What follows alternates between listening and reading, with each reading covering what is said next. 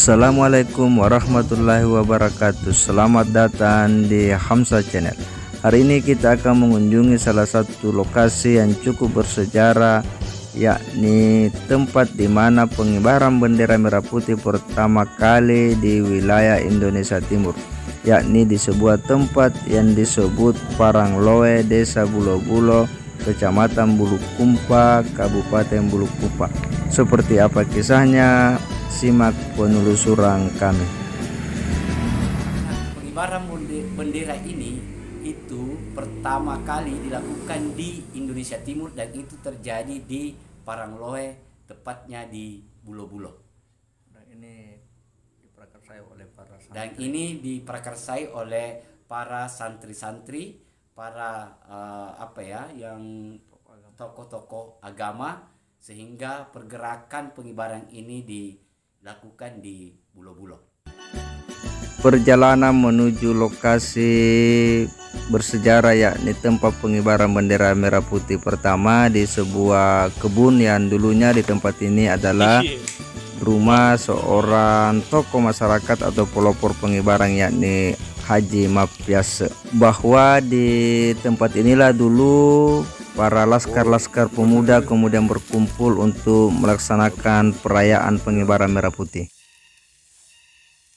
Ya, assalamualaikum warahmatullahi wabarakatuh. Hari ini saya berkunjung di salah satu tempat yang memiliki nilai sejarah perjuangan yang cukup heroik, bahwa seperti diceritakan oleh para pelaku-pelaku sejarah, bahwa di tempat inilah pertama kali Sangsaka merah putih sebagai simbol kemerdekaan Republik Indonesia untuk pertama kalinya berkibar di bumi Indonesia bagian timur. Inilah tempatnya, dan batu ini menjadi saksi sejarah bahwa di samping batu ini dulu berdiri tiang bendera merah putih pasca proklamasi kemerdekaan 17 Agustus 1945 di Jakarta.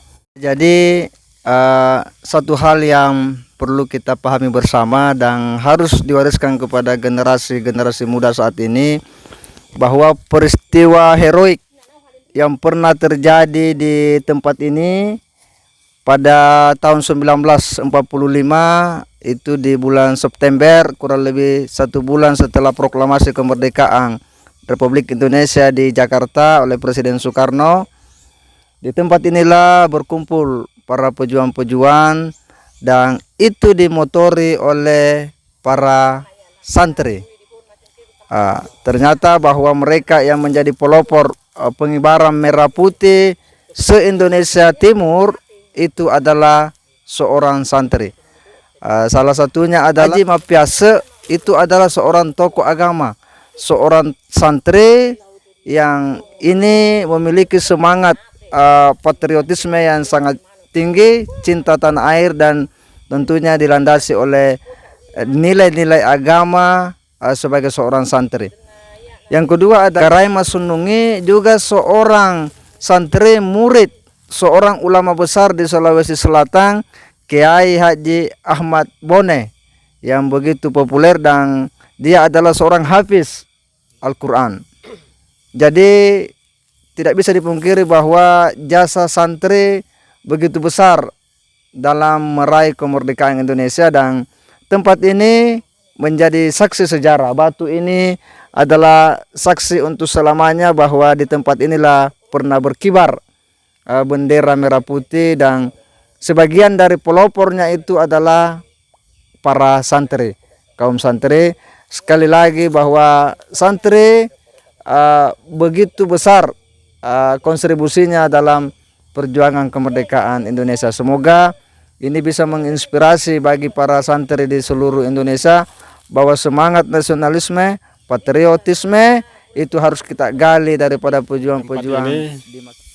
Alhamdulillah pernah terjadi pengibaran bendera yang pertama kali untuk wilayah Indonesia Timur. Ini menurut informasi dari orang tua. Kenapa Haji Mapyase? Kenapa Karseno yang mendapatkan perintah dari Sultan dan Raja? beliau ini cikal bakalnya dari santri semua. Haji Mapiase ini juga santri yang memiliki pengalaman di kota, kemudian pengalaman juga di hutan. Makanya punya strategi tersendiri bagaimana caranya merancang dalam suatu perjuangan. Itu. Kemudian Keremas Sendung ini juga santri penghafal Quran 30 juz, ya dari lepasan dari Sengkang. Dia dikasih kepercayaan sama Sultan dan Raja. Yang pertama tadi karena ilmunya, kemudian yang kedua keberaniannya, yang ketiga karena kedekatan emosionalnya sebagai kemenakan dari Sultan dan Raja. Itu karena Mas Senungi. Makanya beliau ini dikasih kepercayaan untuk menyusun strategi di luar, termasuk penyerangan, khususnya penyerangan di Tuangkin di Palampang. Dan ini juga ada bukti hasil penyerangannya. Insya Allah masih ada sampai sekarang. Ya, demikian. Oh, jadi pengibaran bendera merah putih ini memang se-Indonesia Yang Timur sumber ya? yang saya temukan bahkan se-Indonesia Timur. Se-Indonesia Timur. Pertama di sini. 15 September di. Ya. Oh, berarti hanya kurang lebih 30 hari nih Iya. proklamasi di Jakarta. Tidak lama. Oh, ini se-Indonesia Timur ya? Se-Indonesia Timur. Makanya dulu-dulunya kan banyak biasa pernah juga ada dari Dinas Kebudayaan. Jangan mencari informasi ya waktu itu tante masih hidup. Iya, iya. Nah, terus itu tempatnya bendera mau diambil. Saya larang, saya tidak mau kasih. Dengan sepertinya Karsabi. Karsa. Karsabi kan saya wawancarai Pak Balik. Oh, bukan rumah yang kemarin. Iya. Dia pergi dengan Puang yang punya rumah di situ Iya. dulu, Puang Haji Muhammad Saida. Iya. Kan dia pelaku juga. Dia pergi ke Karsabi berdua. Ada catatannya juga di sini Karsabi saya pegang. Oh, itu yang mau sebut Karsabi. Oh, tapi memang ini Pak itu dulu yang maksudnya santri di. Siapa? Maksudnya pelakunya Ya. ini latar belakang pendidikan agama sebagian di. Pelakunya ini latar belakangnya agama. Rata-rata kan mereka ini anak-anak di Gambling agama semua. Iya kan. Oh iya iya. Dan semangat juangnya kan dari situ. Iya, semangat jihad toh. Mapiase itu kan walaupun usianya ketika itu masih muda, dia ketamatan Muallimin Iya. Jogja, Muallimin Muhammadiyah. Dan pernah di Arab. Iya. Dan dia itu semangat Kiahmat Dahlan Iya. terhadap agama, terhadap bangsanya dan negara. Makanya dia pulang di sini berjuang. Kita dia di mana-mana di Palampan, di mana di Herlang, kan dia orang sana. Berarti santri ini ya yang Santri. Jadi dia itu memulai menjadi santri ya. Iya. Santri itu tidak seperti sekarang. ya dulu itu orang Santri itu kayak begini. Iya. Begini. Dua orang, Iya. tiga orang, itulah ya menjadi santri. Iya. Tapi mungkin datang lagi orang lain, dikasih lagi wejangan. Jadi Iya. dia mungkin sama-sama berguru kepada satu orang, tapi mereka beda pemahaman, karena tidak bersamaan menerima. ya dan waktunya juga tidak lama. Punya tidak itu santri masa lalu. Ya. Seperti Oherka saya kan bergurunya di mana? Salemo, nenekku itu Pak Tumbui. Itu kan namanya itu Pak Tumbui itu nama anunya itu Abdul Qadir. Itu di Pulau Salemo itu. Oh, ini pesantren yang tertua ini. Di mana Iya. ya? Di Salemo itu. Itu Iya. Abdul kakek saya itu berguru di sana. Namanya itu ada di sana tercatat namanya Abdul Qadir. Oh, jadi kita punya kakek ini dari pesantren Salemo di. Iya. Pak Tumbui itu dari sana. Oh, santri dari sana. Namanya di nih. sini Pak Tumbui, tapi namanya di pesantren sana dikasih nama oleh gurunya Abdul Qadir. Oh, santri dari Salemo. Memang gerakan santri. Berarti gerakan Dan santri. sesudahnya di situ dia kemana? Dia ke Sengkang, dia ke Sidrap, dia kemana? Termasuk Puang itu. Puang Iya, itu kan santri dari Sengkang, dari Asadia itu. Jadi rata-rata yang di atas itu, yang pejuang-pejuang itu adalah santri memang. Penghafal. Sejarah Haji Mapiase dalam hal ini kakek saya sebenarnya masih mungkin umur lebih 10 tahun dia sudah berangkat ke Tanah Suci. Nah, makanya banyak orang yang mengenalnya sebagai Aji Lolo. Kalau di daerah Bulukumpa banyak yang dipanggilnya itu adalah Aji Lolo. Nah, di Tanah Suci itu beliau kebetulan menunaikan ibadah haji dan setelah itu dia tinggal di sana kurang lebih 10 tahun dia. Oke, dia menimba agama kurang lebih 10 tahun di Tanah Suci di Mekah. Kemudian setelah beliau kembali, kakek ini nenek itu tinggal kembali mondok di Malaysia di Johor. Nah, itu kurang lebih juga 5 tahun. Kemudian sesudah itu baru dia masuk ke tanah Jawa, kembali mondok lagi di Yogyakarta. Nah, setelah itu dia kembali ke Bulukumba dengan ketemu sama teman-teman Pemuda pergerakan. pemuda pergerakan pada zaman itu, sehingga beliau orang menyebutnya bahwa oke. Ya. Nah, setelah kakek ini kembali ke kampung dan berkumpul bersama dengan teman-teman para santri, termasuk salah satu teman beliau itu adalah Kares Senung, yang dimana Kares Senung ini itu pernah belajar langsung dengan Kiai Haji Ahmad Bone yang di Pesantren Biru.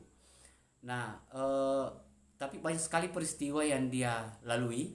Di antaranya setelah mendapatkan berita bahwa kita merdeka, maka pada waktu itu terjadilah pengibaran bendera pertama, khususnya di Bulukumba ini, itu tepatnya di Kampung Parangloe, Bulo-Bulo.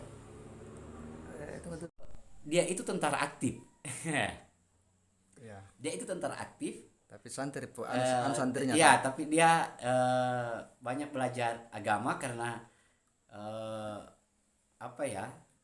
sesampainya di sini, khususnya di Bulukumba, dia sudah membangun gerakan pemuda untuk melawan tentara-tentara Belanda, Jepang waktu itu.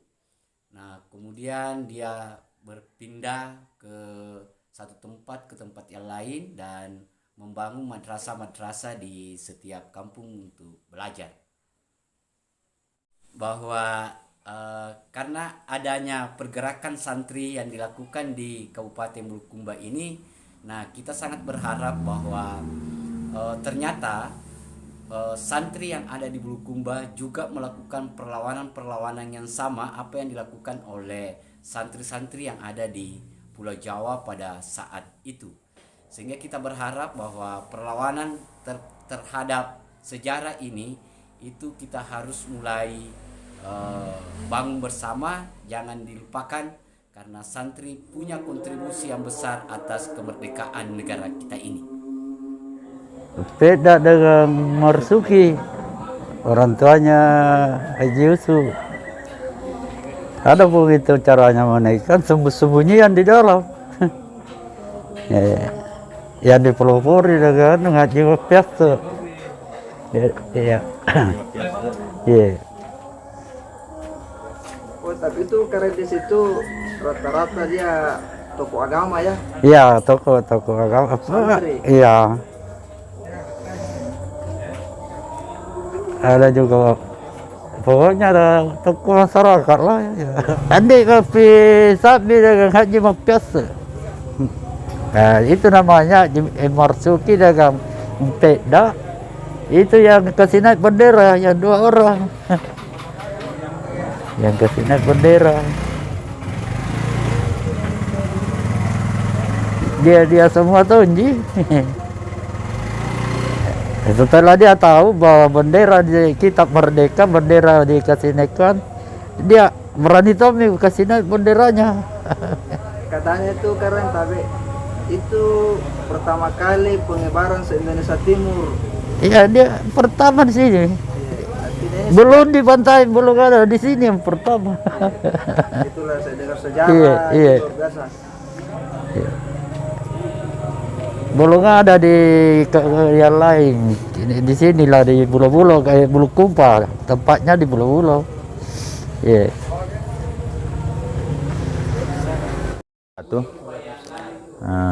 Kami sebagai pemerintah Desa Bulo-Bulo berharap kepada pemerintah kabupaten, karena di mana di Desa Bulo-Bulo ini adalah terdapatnya sejarah di Kabupaten Bulukumba atau maupun di Sulawesi Selatan, yaitu tempat pengibaran bendera pertama di Kabupaten Bulukumba ini, mungkin juga di Sulawesi Selatan. Mudah-mudahan kedepannya ada perhatian dari pemerintah kabupaten supaya anak-anak kita kedepannya bisa mengingat bahwa sejarah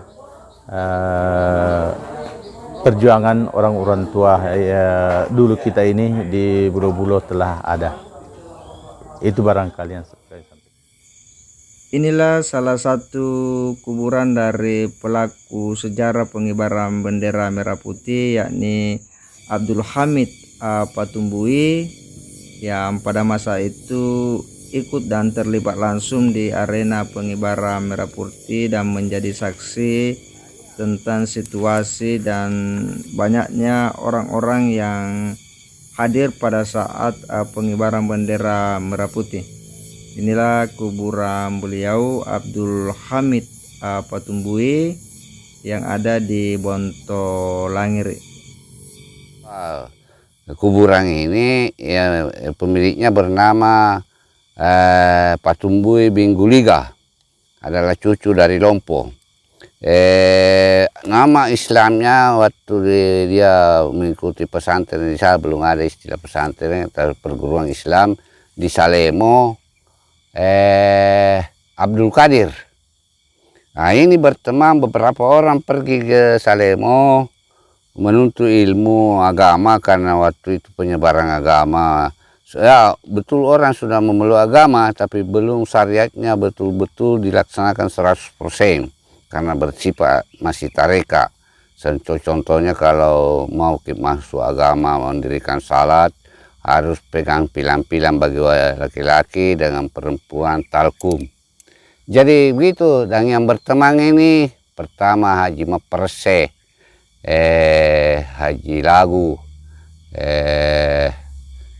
itulah temannya semua ke sana. Abdul Karim dan Memangka apanya menuntut ilmu di Salemo. Setelah kembalinya dia ajar semua ini orang bahwa syarat-syarat syariatnya, cara sahnya wudhu, sahnya sembahyang, sahnya puasa, zakat, naik haji, dia jelaskan semua setiap. Tapi waktu itu di tarekat namanya, belum ada istilah dakwah atau pegang seperti ulama naik baca mimbar pegang tongkat. Kalau sekarang kan bisa sembarangan ngomong. Dulu disiplin sekali katanya. Inilah dulu yang juga banyak memberi dalam pergerakan anak-anak muda. Dia mengajak anak-anak muda berbudaya Islam, mengaji, pergi belajar salah mendirikan salat itu latihan sembahyang. Kemudian dia mengajarkan pendidikan agama kepada anak-anak. Akhirnya sampai timbulnya pergerakan kemerdekaan. Dia yang mempelopori semua pejuang anak muda atau gerakan pemuda namanya waktu itu. Yang di peristiwa pengibaran merah putih, termasuk peristiwa pengibaran merah putih di daerah Desa Bulo-Bulo, Kecamatan Bulukumpa sekarang. Di sana itu namanya di Paraloe. Nah, itu di situ banyak berteman dulu pergerakan, tapi yang ikut banyak disembunyikan karena bersaudara semua, yang pro Knil atau Belanda sama Regen. Jadi yang jelas itu banyak yang terlibat, yang mempelopori Haji Mapiase, Karen Bela Dendolo, Abdul Hamid Patumbui, saudaranya Haji Mapiase, siapa namanya yang dari Hero itu, Mapiamu. Ada namanya juga Tengguru Tahang, yang mengambil tiang bendera itu karena istilahnya sekarang yang modern, kayak Pak Marsuki dengan Pak Peda atau Pak Yusuf. Kare Senung itu sebagai penasihat orang tua dengan bapak itu, inilah Pak Patumbui. Banyak yang seperti Haji Muhammad Said sepupunya. Itulah yang memberi nasihat-nasihat. Nah, yang terlibat semua Kare Muri Parnya, lagonya Haji Mapiase, Kareng Henriho, Kareng Hera termasuk mana iparnya anak dari Kareng Senu. Yang mempelopori penjahit bendera istrinya Haji Mapiase, Pemerwia dengan iparnya pemerhuma, dijahit di mesin yang masih itu mesin, bukan yang dipakai kaki, masih tangan yang putar. Hingga berkibar. Sampai berkibar. Itu yang dibikin bendera adalah apa namanya kalau kelambu. Kelambu dari kain kap, ada yang biasa dibikin kain kapal apa? Kaci.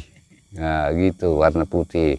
Dan itu tersimpan baik-baik dalam peti, tapi waktu Samang Gerombol Lama sudah amang-amang, banyak lagi sama pencuri, dicuri dan dibuang di Pak Langisan, itu di daerah Pak Langisan tercuri itu bendera pusaka.